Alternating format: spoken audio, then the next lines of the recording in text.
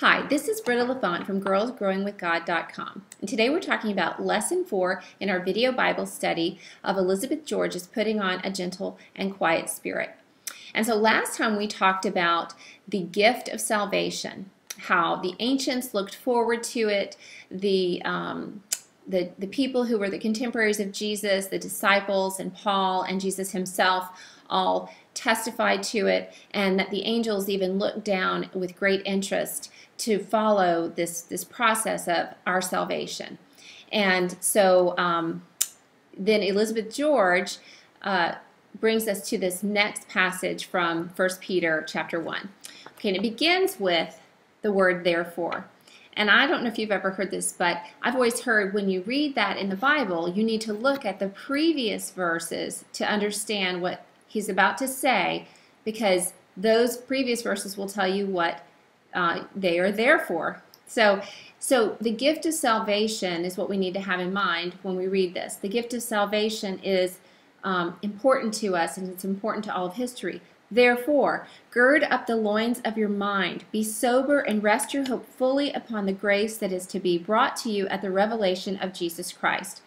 As obedient children, not conforming yourselves to the former lusts, as in your ignorance, but as he who called you is holy, you also be holy in all of your conduct, because it is written, be holy, for I am holy.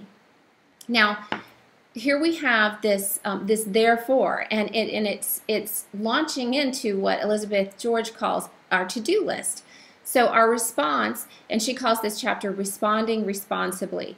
So our response to this understanding about the importance of salvation is this to-do list. So Paul gives us this to-do list that begins with gird up the loins of your mind. And Elizabeth George explains that in those days, people wore long and flowing robes. And if they were going to do anything that required any kind of strength or agility or just get up and go, they would have to gird up their outfit. They would have to like grab that flowing robe and stick it in their belt and get going so it didn't get in the way. And it was an idea of preparation. It was the idea of getting yourself prepared. And we would say kind of like set your mind in going in this direction, or we would say like get your mind ready for this. And so that's what he's saying here. The second thing that she lists on her to-do list from this passage is be sober, which means be serious and understand that this is a serious business, responding responsibly to our salvation. And so she has this great quote, which I have actually stuck on my microwave on a sticky note. I'm the sticky note queen. If you could just see the sticky notes around my house, it'd probably be embarrassing. But anyway, so I have a sticky note on my microwave with this. She says, Paul's call to sobriety encompassed moral and mental alertness. In other words, as Christians, you and I should not live our daily life in self-indulgence, but in self-control and discipline. And this is something that I have been lacking lately. I tend to get distracted with the computer or an email or a text message, and I need to stay in the moment. And so the way that we live on a daily basis is really who we are. So I want to glorify God, and I need to be, as she says, have self-control and discipline and not be self-indulgent. And that's what she talks about in terms of being sober, which I definitely appreciated. Okay, so the next thing she says is that we need to set our minds on the hope that, on hope. So setting our minds on hope prepares us. And of course, then we're going to see what it prepares us for. But the idea is that while we are being sober, while we are being girded up, these are very serious things. But don't forget the hope. Don't forget the hope. Because if we don't have this hope, then everything that we do is a to-do list, is drudgery. And that is not at all the way the Lord wants us to live. He came so that we might have life and have it more abundantly. We're told to be prepared to give an account for the hope that is within us. And why would we need to give an account to anyone about our relationship with the Lord if we had no hope? And so we need to keep a mind full of hope, be hopeful people. because that is really what we have. We have this wonderful hope that we are not alone, that we have a future that is eternal with Jesus, with our Heavenly Father, that we will be one in an amazing way. And when we remember that, we can approach life differently. Okay, so the last thing, and these three things kind of are precursors. So we need to get our minds prepared, we need to be serious about it and approach it carefully, and we need to have hope. And this is what we need to do. We need to be holy, for He is holy. And she says this is pretty much the theme of the entire book. So ding, ding, ding. That's an important thing to count. This is a verse that has really meant a lot to me, because at one point in my life I got really waylaid with the idea that holiness was just so hard. It was just such a hard thing, and yet I couldn't get past it. When I looked, I didn't find that Jesus was giving me any kind of permission to not be holy.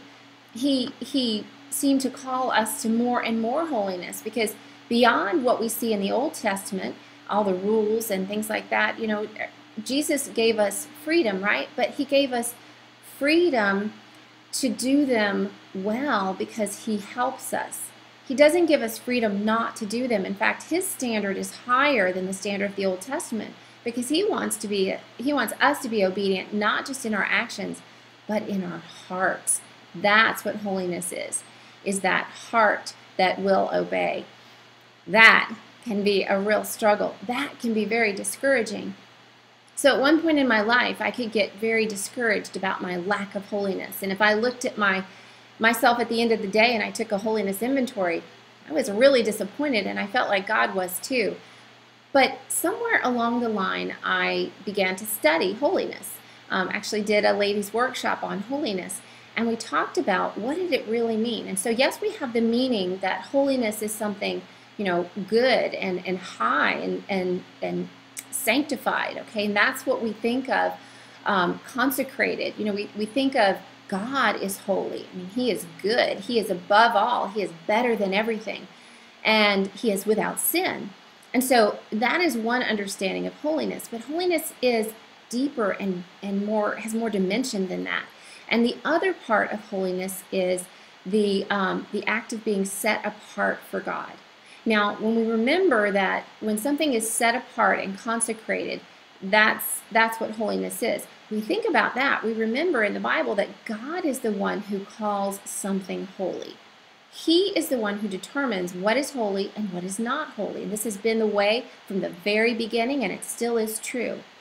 The thing that we have hope in is that God has declared us holy because of our relationship with Jesus Christ. Right then, we get that stamp of, bam, holy. So that part about being clean enough and being good enough has been done for us by Jesus. His sacrifice has made us holy, which is really awesome because we couldn't do it on our own. But then His sacrifice and our salvation leads us to this gratitude that provokes us to be holy, which is set apart for Him. And that means being different. That means not being like the world. That means being in the world but not of the world. What's interesting is that sort of a pursuit of being set apart for God and considering yourself to be set apart for Him, well, that leads you to more holy living with less sin. And of course, this is all only accomplished with the help of the Holy Spirit within us. But I think that this is the part that gives me the greatest hope, is when I realized that holiness is not a destination that I can never get to, but holiness is the journey that I take. It's my sojourning. And all of Israel was a holy people. They were set aside. God set them apart, and they messed up all the time. But He said they were holy because they were consecrated. They were set apart to Him. And they were different. They were called to be different, and they were called to be dedicated to Him. And so if you ever struggle with a feeling of lack of holiness, if you ever get overwhelmed by your own sin, just remember that God is constantly sanctifying you. God is bringing you to a better and better place. And our hope is that This is what the relationship with Jesus is all about. It is the journey. It is the sojourning, going along, separate in the world, but not of the world. And the last thing I'll leave you with is this. My sister told me this when her kids were younger, and it was such a comfort to me. I carried it with me. I don't even know if she knows this. And I've told it to my children, and I told it at my ladies' workshop, and I tell everyone every chance I get about this. Okay? So when we are training our children and we are teaching them, this is how our house lives, because our house, as for me and my house, we will serve the Lord, and that means that we are different sometimes. That means we may not live the way other people live, and we might feel different. And when you're a kid, it feels bad to feel different. Sometimes you feel odd. You feel like you don't fit in. My sister told her kids, well, get used to it. You're not going to fit in. You're not supposed to fit in. In fact, if you did fit in, it would probably be a bad thing, because we are called to be set apart. We are called to be different. We're not called to follow the world. We're called to follow Jesus, and it's a different path.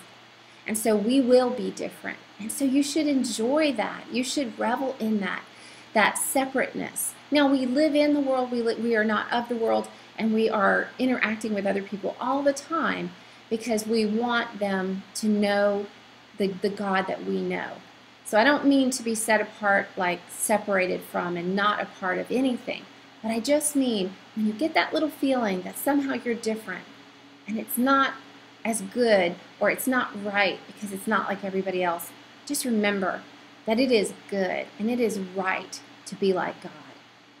And that is what he says. He says, be holy, for I am holy. And I just want you to know that that is possible every day. And that is why the tagline on my website is Britta LaFont, because I have now I'm merging over from Girls Growing with God to BrittaLaFont.com.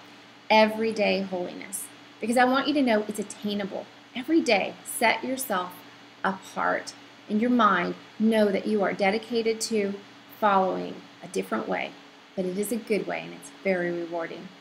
So I just hope that you are blessed by this knowledge and that you will carry with you the knowledge that you are holy because He is holy. Thank you.